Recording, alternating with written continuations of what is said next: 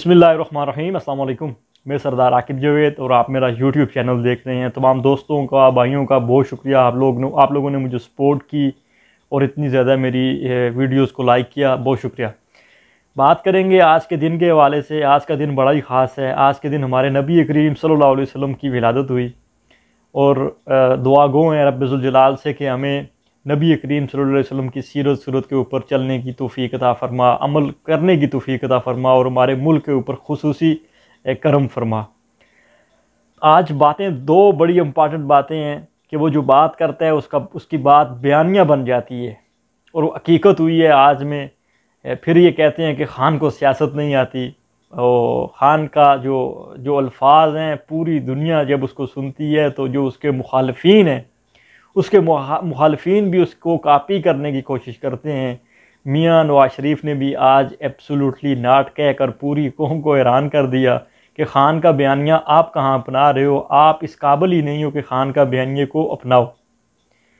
मियाँ साहब कहते हैं कि मुझे 5 अरब रुपए की पेशकश हुई लेकिन मैंने उसी टाइम एब्सोल्युटली नॉट कहा। जब आपने एब्सोल्युटली नॉट उस टाइम कहा तो दुनिया में कहीं भी आवाज़ नहीं आई, बल्कि पाकिस्तान में भी किसी को आवाज़ नहीं आई।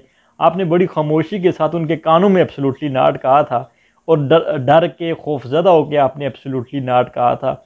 आपके भाई शहबाज शरीफ ने कहा कि हम लोग बेकारी हैं और बेकारी बेगर्स कांट भी चूज़र वाला जो बयानिया था वो आपने लगाया था, लेकिन वो आपका बयानिया चल नहीं सका। उसके बाद ख्वाजा आसफ साहब ने कई बयानात दिए कि हम वेंटिलेटर पे हैं और जब तक अमेरिका चाहता है हम लोग सांस लेते हैं। वो बयानिया आपका फ़ेल हो गया।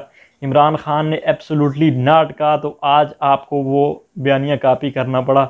एक और मैं बात करूँगा, मरियम बीबी ने एक शख्स को बुलाया और बच्चों की तस्वीरें ली और मुख्तलिफ़ प्रोग्राम किए। इमरान ख़ान की बेसिकली कापी करते हैं ये लोग।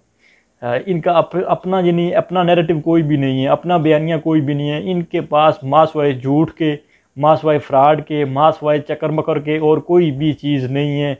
ये कहते हैं कि इमरान ख़ान ने हमें जेलों में बंद किया, ये कहते हैं कि इमरान ख़ान ने हमारे ऊपर केसेस बनाए, लेकिन कौम ये सवाल पूछती है कि आप तो 35 साल पहले जो केसेस आपके ऊपर चले थे उनका क्या बना है। आपने एक स्कीम निकाली थी कि कर्ज उतारो मुल्क सवारो। उस स्कीम का कौम को बताएं कि आपने मजमूई तौर पे $700 बिलियन कौम से इकट्ठे किए थे।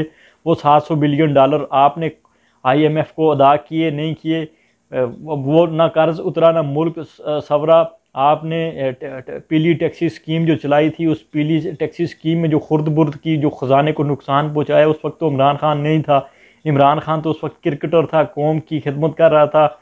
उस वक्त इमरान ख़ान पाकिस्तान टीम के लिए खेल रहा था और उसने वर्ल्ड कप जीत के लाया था। आपने क्या कारकर्दगी दिखाई है इन पिछले 35 सालों में। आपने तो एक छोटा सा अस्पताल नहीं बनाया और ये वो पाकिस्तान न्यूक्लियर स्टेट है जहाँ पर एक छोटा सा अस्पताल नहीं है और इनकी छोटी सी सर्जरी नहीं है। आपको छोटी सी सर्जरी के लिए भी बरतानिया जाना पड़ता है। तो आपने क्या किया है पाकिस्तान की आवाम के लिए। पाकिस्तान की आवाम में अब शऊर आ चुका है। पाकिस्तान के लोग अब ये जान चुके हैं कि इस मुल्क का हकीकी लीडर कौन है, इस मुल्क को किस हकीकी मायनों में आगे बढ़ना चाहिए, कौन लोगों का क्या काम है और किन लोगों का क्या काम है। ये सारे मामला पाकिस्तान के बच्चे को अब जो है वो पता लग चुके हैं। तो अब आपका चूरन बिकने वाला नहीं है। बहुत शुक्रिया।